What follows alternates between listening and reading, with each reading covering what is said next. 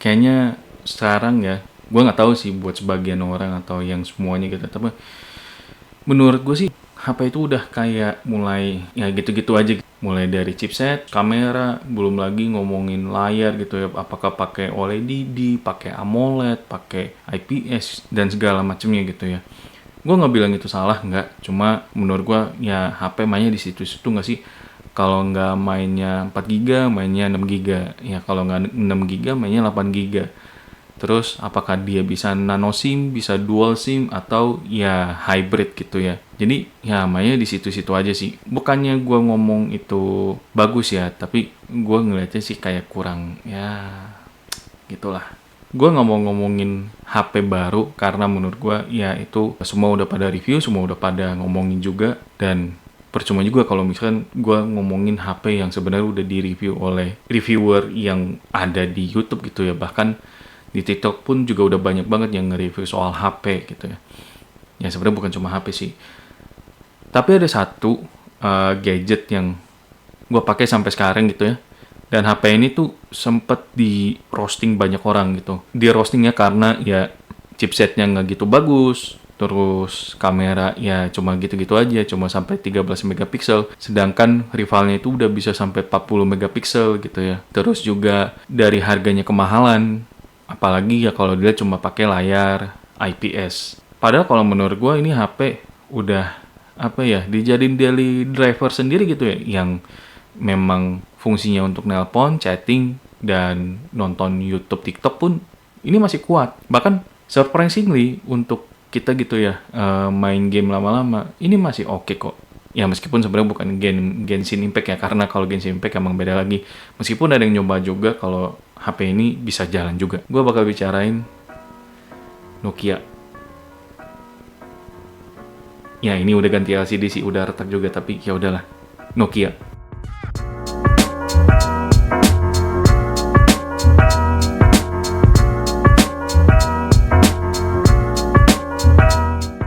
Oke, gue nggak bakal bicarain speknya karena yang tadi gue udah bilang, lo bisa cek di beberapa reviewer juga, dan mereka tuh udah ngomongin banyak banget soal spek-spek sana sini gitu ya. Tapi yang mau gue bahas di sini adalah experience gue selama gue pakai HP ini 4,5 tahun, ya mungkin udah lebih ya, karena gue beli ini di Juni 2020, Juni atau Juli, karena udah mau akhir-akhir juga. Dan pada saat itu gue beli ini karena sempat ada masalah di HP Xiaomi A1 gue. Ya sebenarnya bukan masalah yang serius ya, tapi gue lihat sih emang HP-nya juga udah mulai nggak bisa ngupdate OS gitu ya. Sedangkan ini dia waktu itu pertama kali pakai OS Android 9, beneran Android stock, yang dia ikut program Android One juga. Kalau misalnya lu nggak tahu program Android One, lu bisa cek. Tapi di sini gue bakal ngomongin Android One itu secara singkat aja ya. Jadi pada saat itu, dulu kan ada tuh program-program yang bisa dibilang ya premiumnya Android lah saat itu. Google, mereka kalau nggak salah di tahun 2015, mereka ngeluarin segmen yang namanya Android One. Fungsinya apa? Jadi orang-orang yang sebenarnya dia pengen ngerasain ya ala-ala Google Pixel, atau mungkin HP-HP yang bisa dibilang flagship gitu ya, yang dia cuma pakai Android stock, itu bisa dimasukin ke HP mid-range, bahkan entry level. Dan percaya atau enggak, sebenarnya Nokia 54 ini, gue bisa dibilang ini premiumnya entry level, dan juga ini entry-nya untuk mid-range. Jadi emang rada di tengah sih. Ya kasusnya sama kayak HP A15 gitu ya. Yang dimana kalau sekarang mungkin A16. Kalau dibilang entry level agak kemahalan. Tapi kalau dibilang mid range ya fiturnya gitu-gitu aja. Jadi HP ini kurang lebih sama. Cuma yang gue suka dari HP ini, satu, karena dia pakai Android OS. Enak banget buat dipakai. Serius. Lu mau jajal gitu ya buat maps, buat foto. Ini fotonya masih bagus. Padahal ini pakai kamera sekitaran 12-13 megapiksel, gue udah lupa juga. Tapi processingnya ini mantep banget. Bahkan lo kalau mau foto senja, itu bisa. Terus, yang gue juga rada ini ya, amazed sama HP ini.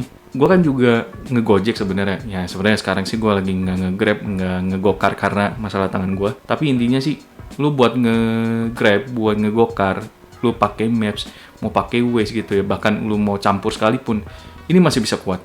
Makanya gue sampai sekarang masih pakai, dan gue masih nyaman dengan HP ini. Ya meskipun sebenarnya masalah LCD juga sih. Terus nggak ada masalah soal iklan-iklan yang nggak jelas gitu. Jadi buat lu yang lebih nyaman pakai Samsung tapi lu susah banget buat dapetin harga HP yang setara dengan Samsung, ini bisa jadi jawaban. Meskipun ini banyak di roasting juga sih sebenarnya HP ini karena ya masalah prosesor atau apa segala macam. Nah, soal masalah prosesor, dia memang pakai Snapdragon, bukan generasi yang terbaru banget gitu ya. Ya ini sebenarnya dari tahun 2019-an sih. Tapi ini masih oke, masih enak dipakai dan menurut gua ya lu mau hajar buat ngegaming yang sifatnya ini ya ringan ya, itu masih bisa juga. Dan waktu itu gue mainin salah satu game yang memang ini keluaran terbaru. Gamenya itu wah enak banget buat dijalanin meskipun sempat ada frame drop tapi enggak separah pada saat gue pakai Infinix Hot 20 5G yang ini gue yakin sih orang-orang yang seneng sama Infinix langsung pada ngebantai gue. Tapi tenang, gue tahu ini HP emang bukan HP terbaik yang pernah gue punya gitu ya. Ini ada beberapa kelemahan yang kadang-kadang annoying juga sih. Satu, charger sama baterainya itu, aduh, gue nggak tahu sih gimana caranya nih HP soal masalah chargernya ini cukup spesifik gitu loh. Jadi lu nggak bisa pakai charger yang asal dapat aja gitu. Jadi kayak misalkan nih, waktu itu gue masih pakai Infinix 20, terus chargernya itu, charger Infinix itu gue pakai buat ngecas HP Nokia. Apa yang terjadi? Malah Nokia yang ngasih dayanya ke casannya Infinix. Alias apa? Si casan Infinix yang ngecas, bukan HP-nya ngecas. Jadi kan agak lucu gitu loh. Lu bayangin, lu mau ngecas HP nih, ya kan? Mau ngecas HP. Oke deh, yang ada palingan dari casannya Infinix. Nggak bisa. Malah dia ngasih daya ke casan. Kan agak konyol gitu loh ini HP ini. Ketika kita ngomong soal daya tahan baterainya, ya itu udah pasti goodbye lah. Karena untuk pemakaian sekarang ya mungkin sekitar 6-8 jam itu mentok gitu ya. Sisanya ya mau nggak mau lu harus ngecas HP ini gitu ya. Dan lu tahu sendiri kalau Snapdragon saat itu memang masih terkenal dengan panasnya gitu ya. Jadi ya gitulah HP-HP kayak begini gitu ya dijual. Terus juga orang masih permasalahan soal masalah IPS-nya. Padahal gue lupa ini juga sebagai juga ngomong ini sebagai keuntungan juga. Panel IPS ini kalau lu tahu, misalkan nih LCD-nya kayak gue yang sekarang nih ganti nih. Nih, nah lu bisa lihat kan ada yang rusak gitu di situ. Harganya tuh kalau misalnya lu mau cari OEM itu bisa paling murah 135. Serius. Dan bahkan lu mau pakai OEM yang ya sebenarnya nggak bagus-bagus amat gitu, ini masih bisa jalan. Serius, ini masih bisa jalan, masih bisa lu scrolling apa segala macem gitu ya. Jadi menurut gue ini nggak ada masalah. Ya meskipun nanti side effect-nya lu nggak bisa dapat lagi nih lambang Nokia yang ada di dagu di sini. Tapi balik lagi, ini HP 3 juta tapi untuk servisnya itu kerasa kayak HP 1 juta 2 juta yang menurut gue ya nggak perlu susah untuk nyervis gitu. Lu mau servis di tukang yang sebenarnya bukan bisa dibilang high quality banget, masang LCD begini ini masih oke loh. Kecuali kalau misalkan lu ngomongin soal chipset atau apa ya, memang karena chipset yang dipunya sekarang ini ya emang udah agak langka gitu ya. Terus karena ini cuma mentok sampai di Android 11, ya mau nggak mau sih lu harus terima HP ini udah susah banget buat dapetin update OS. Meskipun kalau kita lihat gitu ya, di GSM Arena beberapa daerah itu dapet yang Android versi 12. Ya caranya sih lu harus pindahin dulu gitu loh region lu yang awalnya dari, kan kalau sekarang kan di Indonesia. Nah mungkin lu cari tetangga misalkan Malaysia yang dia bisa dapat Android 12. Cuma menurut gua masih ada cara lain dan ini bisa juga kok dioprek. Dan bahkan cuma pakai USB lu bisa upgrade sampai ke Android 13 atau 14. Tapi ya resikonya ada satu aplikasi yang ini sebenarnya menurut gue menjadi ciri khas gitu ya. Ya receh juga sih, tapi ini nice to have. Nokia atau HMD yang dia sebagai perusahaan punya lisensi untuk bikin HP Nokia, itu ada aplikasi namanya My Device. Jadi aplikasi ini kasarannya kayak mungkin kalau di laptop gitu ya, itu namanya CPU Z. Tapi intinya ini nice to have. Kenapa? Karena lu nggak harus lagi download aplikasi yang buat ngecek status baterai lu, terus ngecek kondisi LCD lu apakah masih bisa disentuh atau enggak, terus chipsetnya masih oke atau enggak, terus kapasitas RAM dan ROM-nya gitu ya.